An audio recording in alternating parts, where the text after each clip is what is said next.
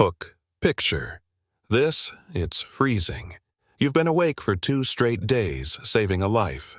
You're wearing an old college sweatshirt and scuffed sneakers, and the first person who sees you looks you up and down and says, "Service entrance is around the back, ma'am." That's it. A sentence like that can make your whole day collapse.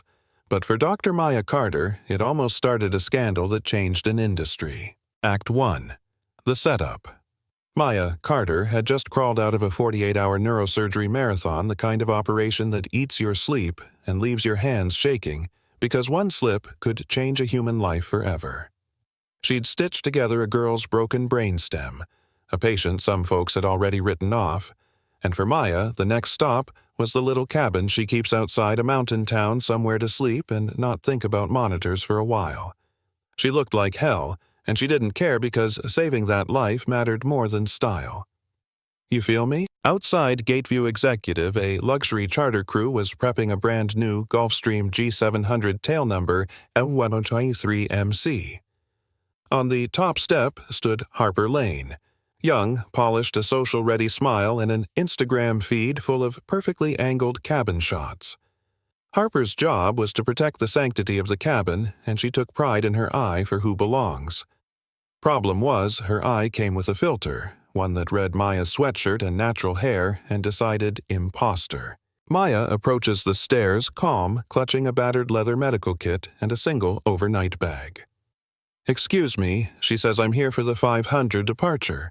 Harper looks up, sees Maya's clothes, and laughs, not a tiny chuckle but the kind that says you're not worth the effort.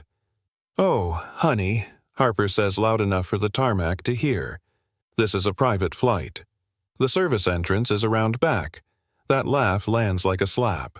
Act 2. The struggle, the turn. Maya doesn't yell, she doesn't storm off. She asks politely, "Check the manifest, check ID, validate registration." Harper waves her phone as if it's proof of the world and responds with the canned line, "We're following protocol."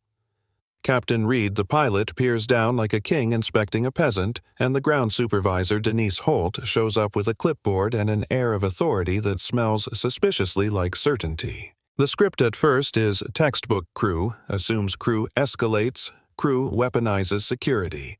But what they didn't count on was who else was watching.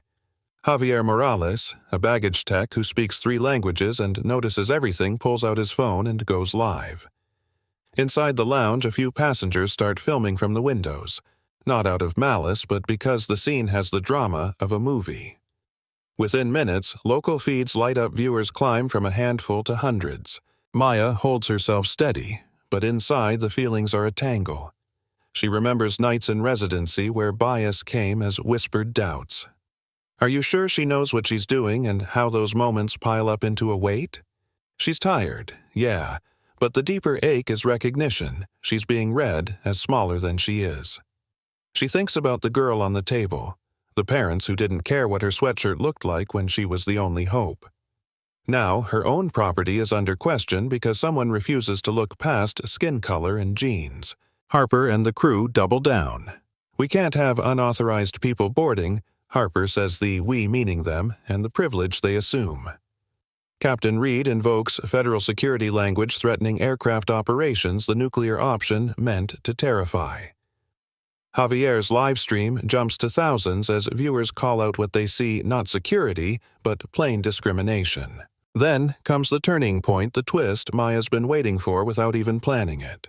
She calmly reaches into her bag, pulls out her wallet and a corporate card and asks them to check the registration tail number N123MC, registered to Meridian Neurotech, which she founded. When the pilot, flustered, is forced to actually look in the cockpit paperwork, the lie falls away like dry paint. The manifest, the registration, the business cards, everything lines up. The room goes quiet, the way bad secrets go quiet. But Maya doesn't just demand apologies. She knows the moment is bigger than herself. She calls not to shout, she calls strategically. First, she requests an incident report and security footage preservation. Then, from the back of the tarmac, she dials a number that makes people who'd been smug go pale, the CEO of the charter company. The tone of the conversation is short and surgical. My crew is refusing me boarding of my own aircraft. You need to address this now. That call triggers immediate action. Suspensions, apologies, PR scrambling. But the real shift comes seconds later when she contacts a congressional ally of a family she's close to, someone who has both reach and teeth. Act 3. The outcome. The larger shift. The rest is swift and public. Videos multiply headlines, form corporate teams, call lawyers, and a federal inquiry is announced. The crew members, who'd been certain they were right, are standing on an increasingly shaky hill of evidence, recorded statements, multiple vantage points, witness accounts. The CEO fires 3 team members on the spot for conduct that brought disrepute. The airport manager finds himself answering questions he didn't want. The incident becomes a case study, not of one person's temper, but of institutional failure. Maya could have sought only individual justice, a lawsuit, a scathing op-ed, but she chooses something broader: remediation plus reform.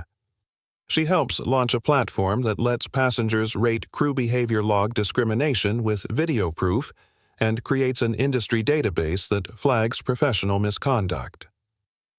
Training programs, mandatory bias awareness, and legislative hearings follow. People lose jobs, yes, but the industry gains transparency and, crucially, accountability. A flight attendant who was fired ends up in a rehabilitation and education program. The pilot transitions into training where he's forced to reckon with what professionalism truly means. Emotionally, the victory is complicated. The public humiliation of the crew does not erase how it feels to be the target, that tiny, familiar, constricting feeling when the world misreads you. But the result brings relief and something like redemption. For Maya, it's not about revenge. It's about changing the pathway so the next black woman who walks up those stairs is met with paperwork, not prejudice. She fought with the precision of someone whose life work is restoring function, and the outcome restored something larger: dignity. This story reads like a neat arc, but it's messy in the detail. The viral clips, the personal apologies, the industry memos. It's satisfying and uncomfortable at once because real justice often requires a mix of public pressure and private accountability. People who defended the crew say they were just doing their job. People who watched from the wings say, "Good, finally." Both reactions reveal where we are.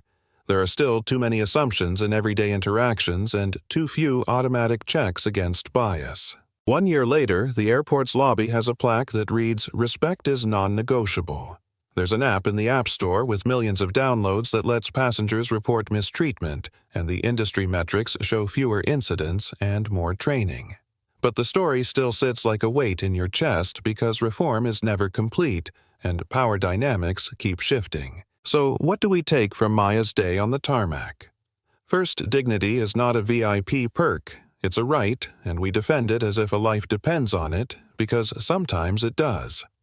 Second, public accountability matters. A single phone, a live stream, a few witnesses turned this from personal injury into systemic change. Third, using power responsibly can change systems. Maya didn't scream, she strategized. She used what she had to build something that lasts. I'll leave you with this. What would you have done in Javier's shoes, in Harper's shoes, in Maya's shoes? If you were watching and your feed lit up, would you scroll or would you tap record and speak up? Drop a comment and tell us. Have you ever seen someone treated like they didn't belong because of how they looked, what they wore, where they came from? Did you speak up or did you stay quiet? Argue with me, defend a side, tell your own story. I read every comment.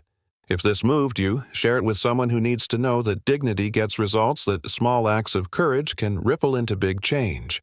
And yeah, if you believe everyone deserves respect regardless of how they look, hit subscribe and make your voice count.